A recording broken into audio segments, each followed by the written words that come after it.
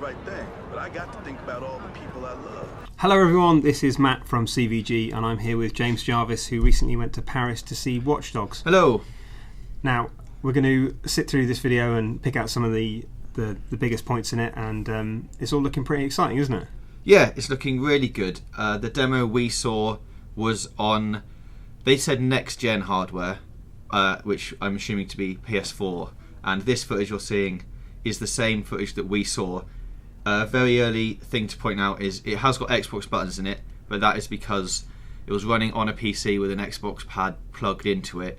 So it's not like 360 footage that we're seeing here. This is brilliantly next-gen. Confusing. Yes, very confusing. But and what do we think? I mean, it's really impressive. It looks really good. I think the thing to remember is that as it goes through this footage, all the stuff that's happening is happening like it's so dynamic. There's loads of people in the world. They're all going about their daily lives. There's loads of cars and traffic and stuff, and the draw distance is pretty big. You can see quite a long way. It's a good point, actually. You know, this isn't an FPS. It's a sort of a living, breathing world. Yeah, everything's happening around you, and there's no sort of lag or frame dropping or anything. It's nice. It's really good, smooth experience. You can see that leaf moving. Yeah, like that excellent kind of leaf physics. That kind of stuff is your next gen level of environments. You've got that. You've got the wind. You've got real rain, which we'll come on to and see a bit later on. And from what you saw from stuff like that, was it actually feeling like a living, breathing world, or did it feel like a simulation? It definitely feels like people are there and like things are happening around you, and it's not, and you're just sort of existing in that world rather than sort of the world changing to like as you pop into it, like things start happening. It does feel like everything's happening. That's cool. All the time. And we didn't get to play it. I should say that we were watching another man play it. Right. But from what we saw, it looked really good.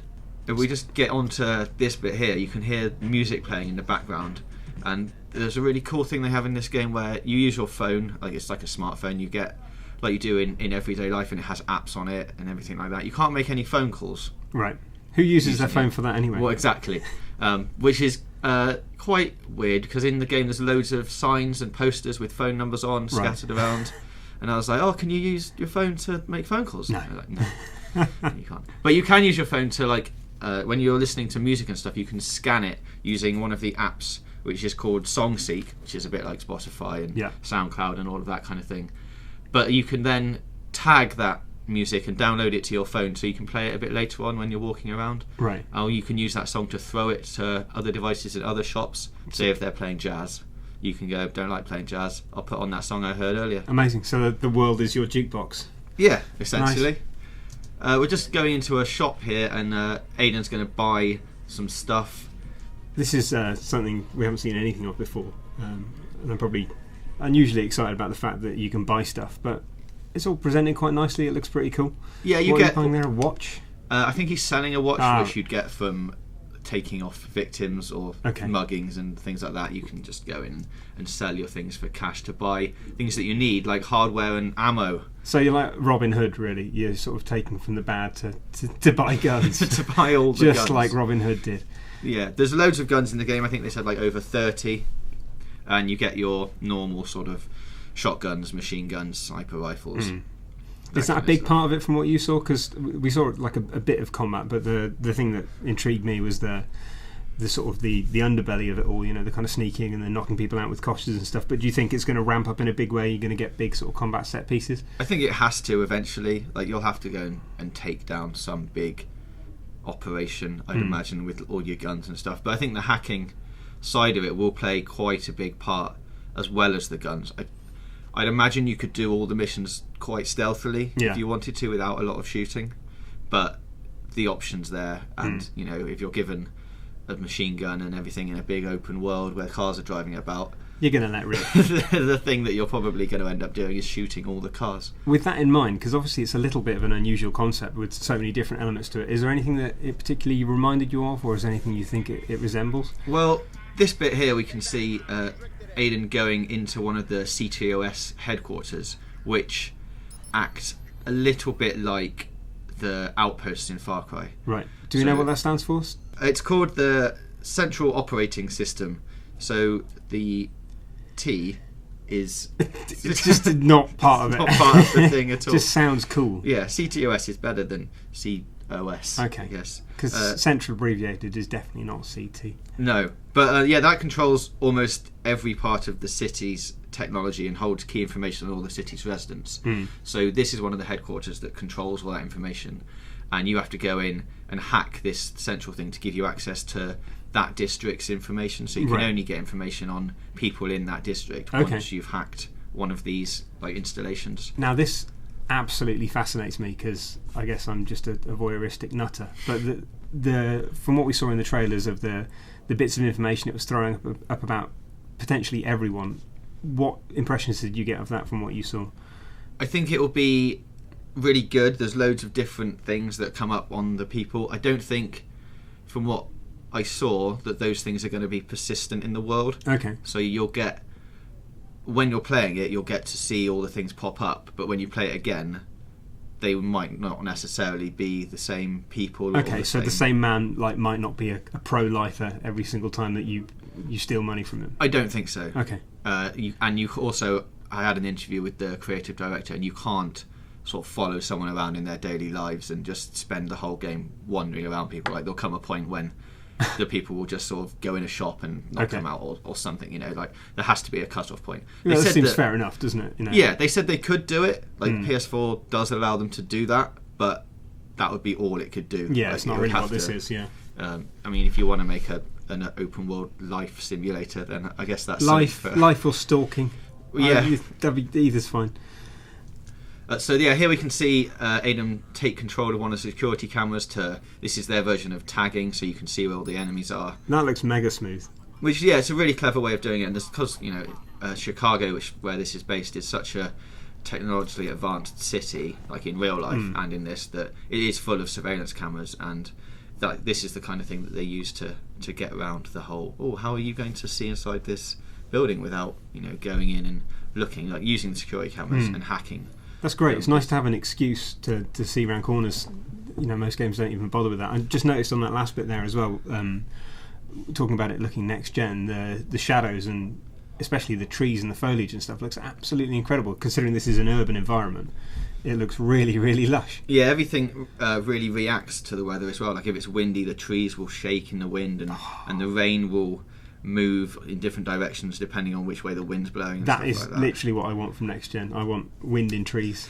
They were saying that that's basically what PS4 and the next gen technology allows to give them in Watch Dogs. Like the PS3 and Xbox 360 versions will be at its core the same game, and everything will work and it will have the same feature sets almost and things, but the PS4 next gen version gives them the opportunity to add layers of physics and things that they just can't do at the moment. So we saw a tech demo of the wind blowing across different streets, and on current gen it's just like certain directions. It goes in like 8 different directions, and on next gen it can dynamically sweep around cars and around buildings and things, and you can see it circling around stuff. Amazing. You heard it here first. Next gen is dynamic swirling wind. That and water. The water looked very impressive as well, and obviously the water will react to the wind as well, so you get really choppy water boat sections and stuff if it's stormy. I sound like I'm being flippant about that. That is amazing. It really is, and it really did look very impressive. There's loads of things that happen in the streets, like just things fluttering around and dust going across the pavement and things like that, and it really adds to you being immersed in the city. Yeah. So we can see him still going into this complex here, and all of these animations are contextual, so you don't have to press any buttons. He will move and duck and go into cover when you'd expect him to. Yeah. So I think that's a nice new next gen thing as well. Like it's very seamless, isn't it? That kind of transition from like corner cover to the camera to going back to it. It sort of snaps instantly. Yeah, and it doesn't look like it's like. I mean, I don't know how, in gameplay terms, that will feel like to play, but it certainly looked like it was a very smooth and easy process to. Really does, through. Yeah. I love the sort of the wireframes that it's projecting over the world as well. That doesn't seem at all intrusive to me. It feels like it really fits. Yeah, I think it's just subtle enough to give you a hint that you can do stuff. I mean, I would assume that you don't have to use any of that if you don't want to. And there we can just see him using what they're calling focus. Bullet time. Which is, their version of bullet time, which you get for... You've got like a bar. I don't know how long that bar will last. Right. But you do get a bar of focus that you can use for shooting or driving or doing anything like that. Presumably refill it by taking people out silently or something like that. Possibly, or it just comes up over time. Right. I would have thought, but they wanted to put it in there so it was a thing that you'd use in combat, but for something that gave you the sense of that you were this person that could hack into stuff and sort of predict what was going to happen. Yeah. So it's more of a feature to use when you're giving chase to someone, and like we've seen in the previous videos when you're chasing that guy down the alleyway and he blows up that fuse box. Yeah. It's more to use it in situations like that rather than to like slow down a massive gunfight. Okay, so you can sort of weigh up all your options. Yeah, exactly. To see what's in the environment around you and use that to the greatest effect. Yeah. Rather than just going, I'm going to shoot 10 guys in the head. With that in mind, did you get the impression that you're going to have loads of different ways of doing every single mission in the same way you did with Deus Ex? Like, because the stuff that we just saw there, where he's popping up like a thing to get behind cover, and that feels a little bit like this is the way you should be going. Do you think there's going to be numerous ways through? Are you going to be able to go in all guns blazing, or are you going to be encouraged to take the sort of the cleverest path? I think what they'd want would be everyone to play it in the way that they wanted to play it. Like I think the world will hold up to you playing it however you want. There's probably, I mean, as with all these things, like, and as we saw in Far Cry, there's really, I mean, there's two ways in. There's stealth, or there's going in and shooting everyone, and there's, you know, a halfway point in between that where you get in stealthily and then something goes a bit wrong, sees you. and you have to end up shooting everyone.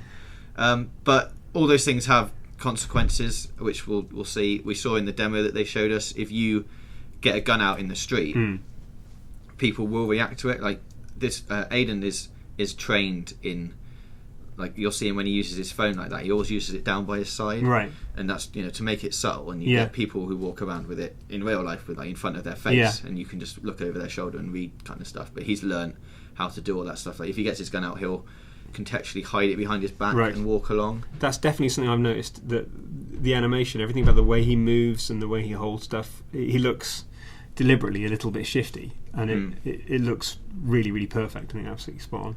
Yeah, and the animations are brilliant. But if he does get his gun out and point it at someone, we heard him do that, and then someone next to him like started calling the police, and because he's like tapped into the networks and everything, you can hear that phone call taking place, and then it shows you on the map where that phone call's taking place from. And he ran over to him and just like pointed the gun at him and said, "Put the phone down." And he was like, "Okay," and then the call was like cancelled, and the police didn't come. But if you don't do that, then obviously the police turn up, and you've got like a heat level, and you have to get away from the cops, and that kind of stuff's really nice, being able to like stop people in the world, you know, pointing you out and stuff. Like we can see here, if you do take control of a security camera and these guys don't like it, they can just stop you. Good shot. Well, yeah, that is pretty good, from a tiny rock as well. But yeah, so you have to be quite careful about you know, where you're activating things and what you're doing and stuff. We can see here, as we've all got at home, turning on someone's Wi-Fi hotspot. Is that why my internet goes off? Because Aiden Pearce has turned off my router? Possibly, yeah. Well, he's just gained access to it now, and we'll see. This is how you sort of looking interiors of buildings without going into them. Right. So you can turn on a load of Wi-Fi hotspots and then use a device in that house to have a look inside. Like this guy, he can go in, and because the guy's got like a computer and cameras, and you know everyone's got loads of devices in their house that have got cameras on, that you can go in and sort of have a look around and see what's happening. And he's there with a mannequin? Yeah, he's there with a mannequin. He collects action figures. And yeah, he's sort of having a chat with this woman that he's found from a shop. You've got to practice somewhere. That's the... yeah, I don't know if he's practicing. We've all done it, right? Chatting up or anything like that. But yeah, nice touches like this. You can see that, you know, it's been reported stolen. He's obviously nicked it from a shop. That's great. And now he's having like a weird relationship with it, just in his house. I can't wait to see how far this goes, and if it's going to be a case of, you know, you're just going to be able to look in someone's house and potentially there's going to be nothing interesting about it, which would also be brilliant. I mean, but that is a fantastic touch. I think there'll be lots of little things like this. Like, I mean, obviously Chicago's huge and it's got loads of networks and things. And you could go in and look in loads of houses, and I think there'll be a lot of things hidden around the world where you can go in and find little cool examples of people being a bit weird. And then, like you say, just mundane things of people just doing normal stuff. I'd be interested if anyone watching this is from Chicago or has ever been there, if they're getting a sense of it actually looking like the place. Because obviously it's a futuristic version. It's not a place I'm familiar with, but it looks like such a living, breathing city that it'd be great if it does actually look like it as well. Yeah, I think it's quite representative. They've got some big key landmarks in there, I think. From what I could see, the whole of the subway system is also in there, and you can also go on the trains and all. So it's a huge city, and to have it all as detailed as we can see is quite an achievement, really. Yeah. I think this is an example here of the more sort of moral aspects of the game, that you're going to have a choice whether to intervene in side missions or not. Okay. I should point out that all of the things we're saying here, all of the things we saw in the demo, which is like an extended version of this whole sequence, these aren't missions, these are just dynamic events. Okay. These things will just happen, and if you're there, then you're there, and if you're not, then fine. So they're going to potentially be happening while you're not there. I mean, with that in mind, again, do you think that I can't see there's going to be any kind of like red-blue bar of kind of good and bad with morality, but is it just a case that you can intervene if you want to and there are no major consequences for you as a character, or have you not got a sense of that yet? Not that we saw, but I'd imagine. I mean, he's billed as a vigilante. Yeah. He becomes a vigilante. He starts off being really concerned and paranoid about what's going on in his house, and he needs to monitor his family and everything about what's happening, and he needs to keep track of them all the time, and then that expands to him wanting to monitor the whole neighbourhood, and then he wants to monitor the whole city, and he becomes very paranoid about surveillance and stuff. But feels a little bit Batman in a weird way, that kind of sort of the vigilante element to it. A little bit. That really excites me. Yeah, and they were keen to say as well that he's not like the Batman vigilante. Like there's no sense of him working with the cops at all, because it's sort of grounded in reality. Obviously, in real life, if you're a vigilante, they don't like it. So. No, they hate it, and they will. If you start pointing guns at people, even if they're criminals, the cops will come and try and track you down. And that's something that I think this game does really well. Yeah. It feels like it is just you on your own. It's sort of framed against the whole backdrop of corruption, isn't it? And I assume that as you get further into it, that sort of corruption and money and things like that are going to kind of seep into the criminal justice system and things like that. And that also is quite exciting, the fact that it's giving you quite a mature story, really, from the little bits that we've seen. Did you get any impression of that, or were they quite tight-lipped about the story from what you saw? They didn't really want to go into the story too much, just the background about the character and where he's come from. We did see a screenshot of him with a woman. Yeah, tell us about the woman. She's a woman, and she will be helping him. Okay. There was hardly any details about her. We saw a picture with her and another guy, as well as Aiden, in like a 3-way shot. Yeah. So obviously he's going to have some help along the way as the game progresses, but aside from that, I don't really know how they're going to feature in the whole storyline yet. I could be on my own here, but like I really like the way Aiden looks, just because he looks like a normal man, and I really like the way she looks as well. They haven't gone, and obviously she's a bit sort of grungy and tattooed and stuff, and that's cool, but they haven't sort of gone out of the way too far to make her look like a video game character. It feels like when you look at sort of the characters and things like Infamous, they just don't look like real people. Yeah. Whereas this whole world feels quite sort of on message. I think.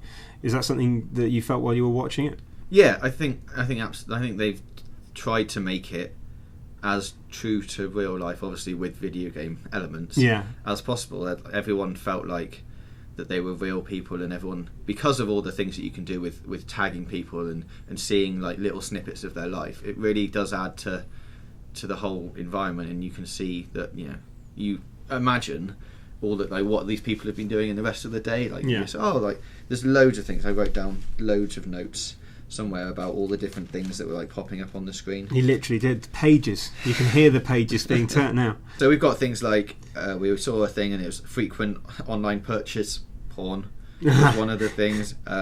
Refuses nightmare vision of the future where people can know. Yeah, refuses to recycle, pigeon fancier, celebrity autograph collector, car enthusiast. Pigeon fancier? Yeah. Is that a thing? Yeah, when you keep pigeons. Oh, right, okay. Not like... right, okay, not in the mannequin way. No. Right. No, it doesn't... Well, I'm sure if you're keeping pigeons, you do love them a bit, but in a in purely, a platonic way. Yeah. You're just good friends. But there are loads of those different things like motivational speaker and that kind of stuff, and all of that gives you, in a weird way, like an instant.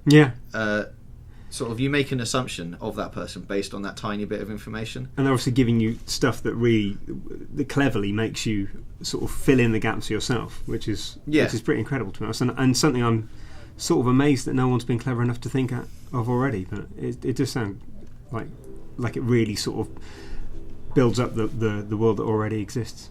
Yeah, and if we carry on here, we can see Aidan going to purchase some of the weapons, and in the background here, if you don't stop, if you don't take care and keep yourself hidden when crimes are happening, eventually people do spot you, and the police will catch up with you. Yeah. And we'll see here. I mean, this was a thing that it turns out that they figured out that you've been going around killing people, and you see the man reaching for the alarm button there very subtly. Nice.